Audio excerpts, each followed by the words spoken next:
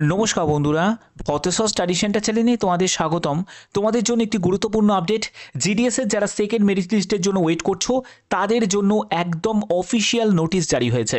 এই নোটিশে কিছু পরিবর্তন আনা হয়েছে জিডিএসের নতুন নিয়োগের ক্ষেত্রে, যার এফেক্টে সেকেন্ড মেরিট লিস্ট বেরোতেই কিন্তু তোমাদের দেরি হচ্ছে। তো কবে বেরোবে, কি আপডেট, কি পরিবর্তন, সম্পূর্ণ ডিটেলস ইনফরমেশন তোমরা এই ভিডিওর মাধ্যমে জানতে পারবে। তো চলো ভিডিওটা শুরু করছি, প্রত্যেকটি তথ্য তোমাদের কাছে তুলে ধরছি। বন্ধুরা, ভিডিওটা শুরু করার আগে তোমাদের কাছে একটাই রিকোয়েস্ট, তোমরা অবশ্যই কিন্তু কমেন্টে জানাবে যে কারা কারা নতুন নিয়োগের ক্ষেত্রে পরিবর্তন চাও। কারণ তোমরা জানো বিভিন্ন ধরনের ফেক ক্যান্ডিডেট তারাও আবেদন করে অনেক বেশি বেশি নাম্বার দিয়ে। তো সেইগুলো বন্ধ করাটা খুব দরকার, তার জন্য একটা স্টেপ নিতে হবে। এর জন্য একটা পদক্ষেপ নিতে গেলে তোমাদের সহায়তা খুবই প্রয়োজন।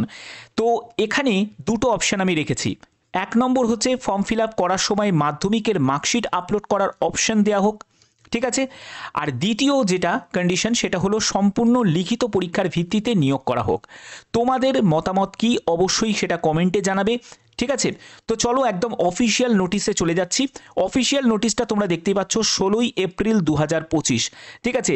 লেটেস্ট আপডেট তোমাদের কাছে প্রোভাইড করছি, যেটা অফিসিয়াল সাইটে এসছে আজকের ডেটেই 20 এপ্রিল 2025 অফিসিয়াল সাইটেই তোমরা দেখতে পাবে, ঠিক আছে, জিডিএস এর যে পোর্টাল নেই।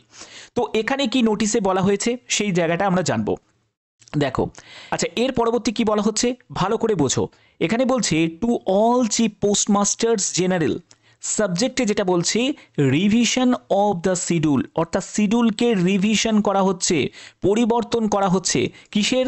সেটা হলো of engaging authority, disciplinary authority, appellate authority for Gramin Dak Sevak GDS এর ক্ষেত্রে। এবার তোমরা বলবে যে স্যার এঙ্গেজিং অথরিটিটা কি, আমাদের শোনা শোনা লাগছে কিন্তু আমরা বুঝতে পারছি না, তো সেই জায়গাটা একটু বলুন। তো এঙ্গেজিং অথরিটি এটা দেখো, তোমরা জানো যারা যারা জিডিএস এর ফার্স্ট লিস্টে জায়গা পেয়েছো তারা যে ডিভি করাতে গেছো, ডিভির জন্য তোমাদের প্রাথমিক যে ভেরিফিকেশন যেটা করে সেটা হলো এঙ্গেজিং অথরিটি।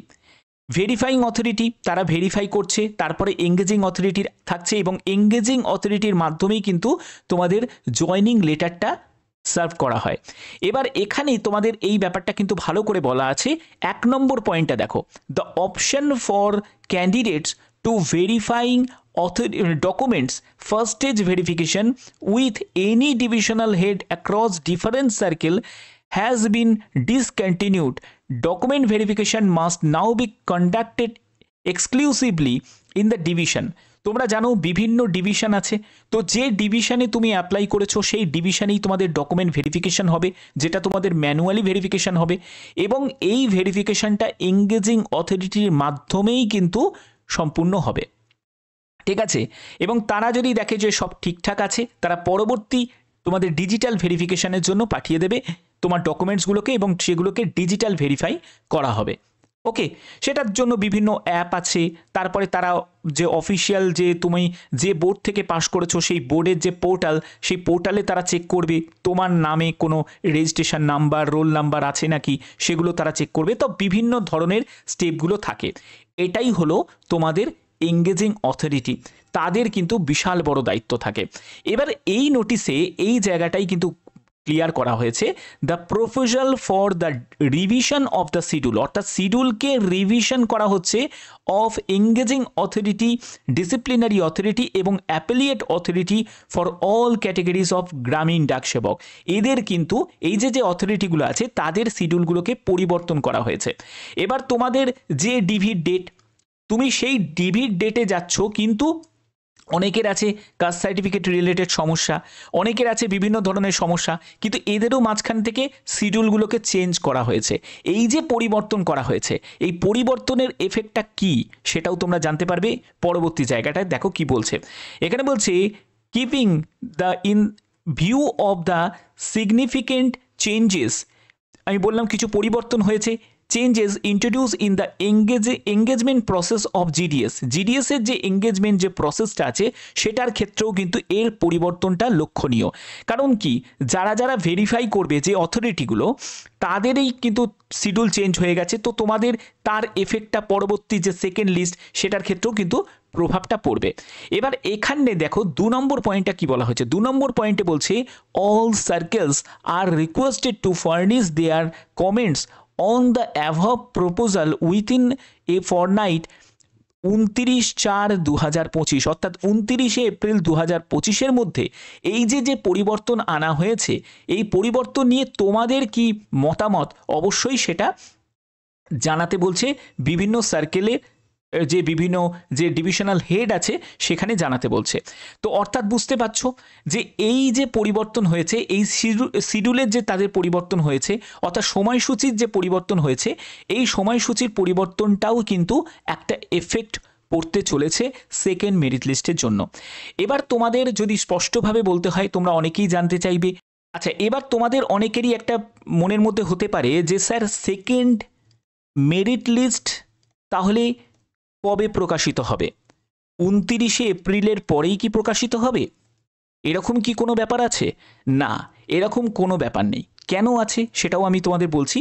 দেখো, তোমাদের এই যে নোটিশটা যেটা রিলিজ হয়েছে সেটা হলো 16ই এপ্রিল 2025, ঠিক আছে? তো এবার তোমাদের ফার্স্ট মেরিট লিস্ট যেটা জারি হয়েছে সেটা হলো 21শে মার্চ, তোমাদের ফার্স্ট মেরিট লিস্ট জারি হয়েছে, ঠিক আছে? 21শে মার্চ জারি হয়েছে এবং 7ই এপ্রিল পর্যন্ত তোমাদের লাস্ট ডিভি হয়েছে। তো এটা বেরিয়েছে 16ই এপ্রিল। এখন সেকেন্ড মেরিট লিস্ট বেরোনোর আগে তারা কিন্তু যারা অথরিটি আছে তাদের যে শিডিউল চেঞ্জ হয়েছে তাদের মতামত দেওয়ার কথা বলা হয়েছে 29শে এপ্রিলের মধ্যে। এবার এই 29শে এপ্রিলের মধ্যে তারা মতামত দেবে। এখানে তোমাদের কোনো সম্পর্ক নেই যে সেকেন্ড মেরিট লিস্টের সাথে, ঠিক আছে? সেকেন্ড মেরিট লিস্টের সাথে কোনো তাহলে সম্পর্ক নেই, কারণ সেকেন্ড মেরিট লিস্টে যে রেজাল্ট তোমাদের প্রকাশিত হওয়ার সেই সময়ই তোমাদের প্রকাশিত হয়ে যাবে। অর্থাৎ আজকের ডেটকেও আমি উড়িয়ে দিতে পারবো না, যে কোনো ডেটে তোমাদের রিলিজ হয়ে যাবে। এবার তোমাদের প্রশ্ন হবে যে স্যার আপনি তো 19 তারিখ বলছেন, আপনি তো 20 তারিখ বলছেন, আপনি তো 18 তারিখ বলছেন। দেখো, তোমরা যত ইউটিউব চ্যানেলই দেখো না কেন, যত এডুকেশনাল চ্যানেলই দেখো না কেন, প্রত্যেকে একটা প্রেডিক্ট করে, প্রত্যেকে একটা আশা করে যে এই ডেটে বেরোবে। আমি 2024-এর সাথে কম্পেয়ার করে কিন্তু তোমাদের ডেটটা বলেছি। এবার তাদের ইন্টারনাল কোনো সমস্যার কারণে যদি সেটার জন্য 1 দিন 2 দিন বা 3 দিন যদি দেরি হয়, সেটার এফেক্ট আমার মনে হয় না তোমারও কিছু এসে যাবে বা কারোরই কিছু এসে যাবে, কারণ এটা হতেই পারে। এটা আমরা রেলের ক্ষেত্রে দেখেছি, 1 বছর ঘুরে গেল, পরীক্ষার কোনো ডেট এলো না, ঠিক আছে? সেখানে জিডিএস তো আমি জানি তো রেজাল্ট তো বেরোবেই, সেকেন্ড মেরিট লিস্ট বেরোবেই, সেটা হয়তো 3 দিন কি 4 দিন, হয়তো আরও হয়তো তোমাকে ওয়েট করতে হতে পারে, নিশ্চয়ই 2 মাস ওয়েট করতে হবে না, এটা তো স্বাভাবিক ব্যাপার।